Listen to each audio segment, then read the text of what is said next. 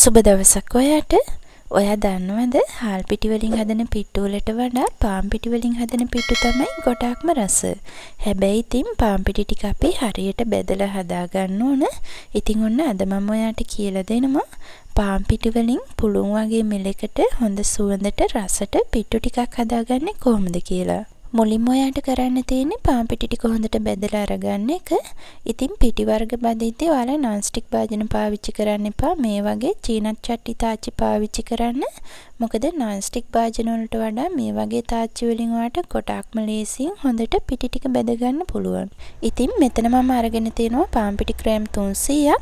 ඉතින් ලිපේ ගින්දර ටික ඔයාලා මෙන්න මේ විදිහට තමයි තියාගන්න ඕන. ගින්දර වැඩි කරගන්න යන්න එපා. මොකද ලිපේ ගින්දර වැඩි කරගන්න ගියොත් එහෙම වෙන්නේ ඔයාගේ පාන් පිටි ටික ඉක්මනටම කර වෙන්න බලනවා.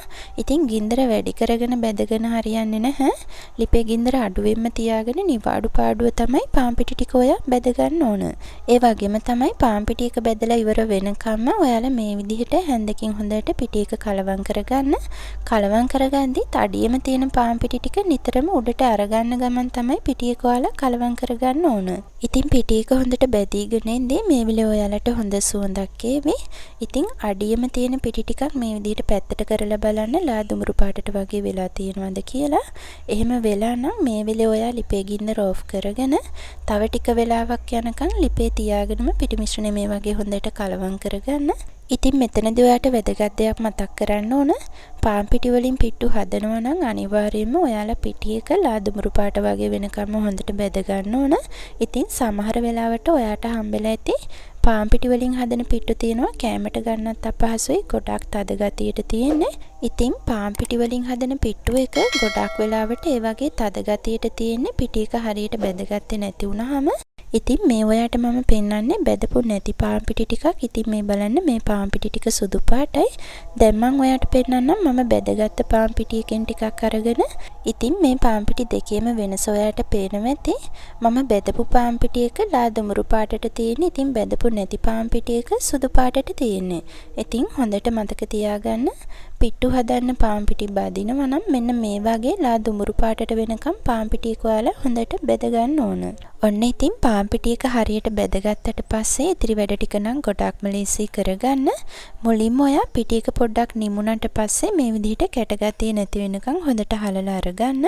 ඉතින් හාල් පිටි බෙදලා ඉතිරි වෙන කැට වගේ නෙමෙයි මේ පාන් පිටි වලින් ඉතිරි වෙන කැට ටික අතින්ම පොඩි කරලා ගන්න ගොඩක් ලේසි. ඉතින් ඉතිරි වෙන කැට ටිකත් මේ විදිහට අතින් පොඩි කරලා හොඳට හලලා අරගන්න. දැන් ඔයා මේ හලාගත්ත පිටි එකෙන් පොල් කටු හැන්දක් විතර අරගෙන පැත්තකින් තියාගන්න.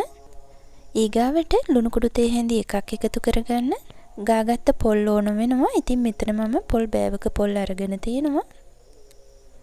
පාන් පිටි ටිකයි පොල් ටිකයි ලුණු කුඩු ටිකයි හොඳට කලවම් කරගන්න. මේ විදිහට අතින් හොඳට අනා ගන්න.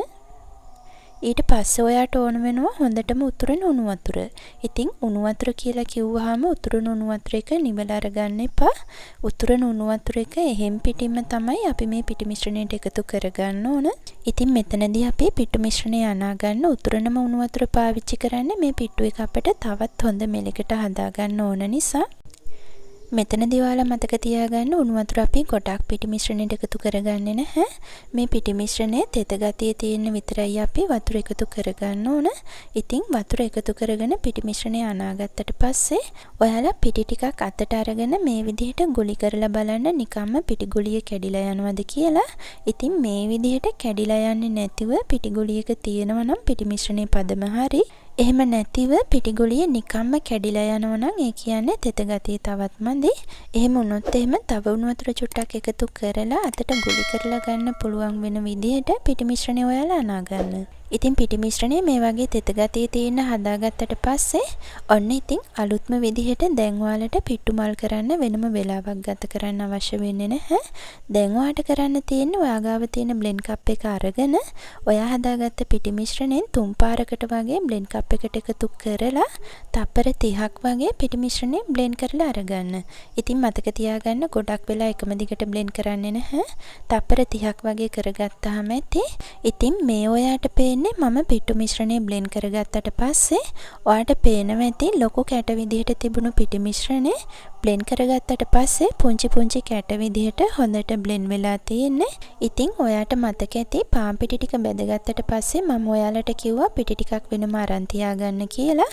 මම ඔයාලට පිටි ටිකක් වෙනම අරන් තියාගන්න කියලා කිව්වේ බ්ලෙන්ඩ් කප් එකට ඔයා හදාගත්ත පිටි මිශ්‍රණය දාගත්තට පස්සේ පිටි කැට ටික කැඩෙන්නේ නැතිව මේ වගේ ගුලි විදිහට තියෙනවා නම් ඒ කියන්නේ පිටි මිශ්‍රණයේ වතුර ගතිය වැඩි. එහෙම වුණොත් එහෙම ඔයාට කරන්න තියෙන්නේ අරන් තියාගත්ත පිටි වලින් මේ සැහැඳි දෙකක් විතර ආපහු එකතු කරලා අතින් චුට්ටක් අනාගෙන ඊට පස්සේ බ්ලෙන්ඩ් කප් එකට දාලා තප්පර 30ක් බ්ලෙන්ඩ් කරලා අරගන්න. ඉතින් මම හදාගත්ත පිටි මිශ්‍රණයේ තෙත ගතිය හරියටම තිබුණු නිසා මට ආපහු පිටි එකතු කරගන්න අවශ්‍ය වුණේ නැහැ.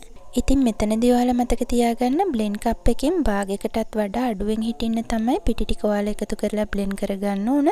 මොකද පිටි මිශ්‍රණය ගොඩක් කප් එකට දාගත්තොත් එහෙම ඔයාට පුංචි පුංචි කැට හිටින්න හරියට පිටි ටික බ්ලෙන්ඩ් කරගන්න බැරුව යනවා. ඒ වගේම තමයි බ්ලෙන්ඩ් කරද්දී පිට්ටු මිශ්‍රණය බ්ලෙන්ඩ් කප් එකේදී චුට්ටක් එකට එකතු වෙන්න බලනවා. ඒ ටික ඔයාලා මේ විදිහට අතින් චුට්ටක් කඩලා අරගන්න. ඔන්න ඉතින් දැන් අපිට පුළුවන් පිට්ටු ටික තම්බලා අරගන්න. ඉතින් මට පුරුදු විදිහට මම රයිස් කුකර් එකේ තමයි පිට්ටු ටික ස්ටීම් කරලා අරගන්නේ. ඒ වගේම තමයි පිට්ටු ටික තම්බ ගන්න මම කෙසෙල් කොළ වලින් තමයි රවුන්ඩ් ටික හදාගන්නේ. ඉතින් ඔයා කෙසෙල් කොළ අරගන්නවා නම් ඔයාගේ ස්ටීමර් එකේ උසට තමයි ඔයා කෙසෙල් කොළ ටික මේ විදිහට ඉරලා අරගන්න ඕන. දැන් ඔයාට කරන්න තියෙන්නේ ඔයාට අවශ්‍ය තරමේ සයිස් එකට කෙසෙල් කොළෙන් මේ විදිහට රවුමක් හදාගන්න. රවුම ගැලවෙන්නේ නැති වෙන්න ටූත් පික් එකක් හරි ඉරට්ටක් හරි මේ විදිහට කෙළවරට හොඳට තද කරලා ගහන්න. කෙසෙල් කොළේ වැඩි කොටසක් තියෙනවා නම් මේ විදිහට කපලා අයින් කරගන්න. ඒ වගේම තමයි මෙන්න මේ විදිහට ලස්සනට රවුම ඔයාලා හදාගන්න. ඉතින් ඔයාගාව පිට්ටු බම්බුවක් තියෙනවා නම් කෙසෙල් කොළ අවශ්‍ය වෙන්නේ නැහැ. ඔයාට පුරුදු විදිහට පිට්ටු බම්බුවේම මේ පිට්ටු ටික තම්බ ගන්න පුළුවන්. කොහොම වුණත් මෙතනදී ඔයාට මතක් කරන්න ඕන පිට්ටු බම්බුවේ තම්බනවා වගේ නෙමෙයි කෙසෙල් කොළ වල තම්බලා අරගන්නේ පිට්ටු එකට වෙනමම රසක් සහ වෙනමම සුවඳක් තමයි එකතු වෙන්නේ. ඉතින් ඔයාට පුළුවන් නම් කෙසෙල් කොළ තියෙනවා නම් ඔයත් මේ විදිහට කෙසෙල් කොළ වලම පිට්ටු ටික තම්බ ගන්න බලන්න. ඔන්න ඉතින් දැන් අපිට පුළුවන් පිට්ටු ටික තම්බ ගන්න. ඉතින් ඔයාලා කලින්ම රයිස් කුකර් එකට වතුර දාලා වතුර එක හොඳට උතුරන්න තියන්න. රයිස් කුකර් එකේ වතුර එක හොඳට උතුරන්න පටන් ගත්තට පස්සේ තමයි ඔයා මේ විදිහට ස්ටීමර් එක තියන්න ඕන. ඒ වගේම තමයි විනාඩි 10ක් වගේ යනකම් පිට්ටු එක හොඳට තැම්බෙන්න තියන්න. ඉතින් මෙතනදී ඔයාට කියන්න ඕන පිට්ටු එක තැම්බීගෙන ඉඳි මේකේ පුදුම සුවඳක් තියෙන්නේ. ඉතින් එකපාරක් හරි ඔයා මේ පාන් පිට්ටු එක හැදුවොත් එහෙම ඔයාට ආය හදන්න හිතෙන තරමටම මේ පිට්ටු එක ගොඩාක්ම රසයි. ඒ වගේම තමයි හොඳ මෙලෙක් ගතියට තියෙනවා. ඉතින් මෙතනදී ඔයාලට මතක් කරන්න ඕන මම මේ පිටි අරගත්ත ප්‍රමාණය දෙන්නෙක්ට ඇති වෙන්න තමයි පිට්ටු හදාගන්න පුළුවන් වෙන්නේ. ඉතින් ඔයාගේ ගෙදර ඉන්න අයගේ ප්‍රමාණය අනුව ඔයා අවශ්‍ය තරමට පිටි ටික බලලා අරගන්න. එහෙනම් ඉතින් ඔයාලත් මේ පිට්ටු එක හදලා බලන්න. හදලා රස කොහොමද කියලාත් මට කමෙන්ට් කරන්න. තවත් වීඩියෝ එකකින් හම්බෙනකම් පරිස්සමින් ඉන්න.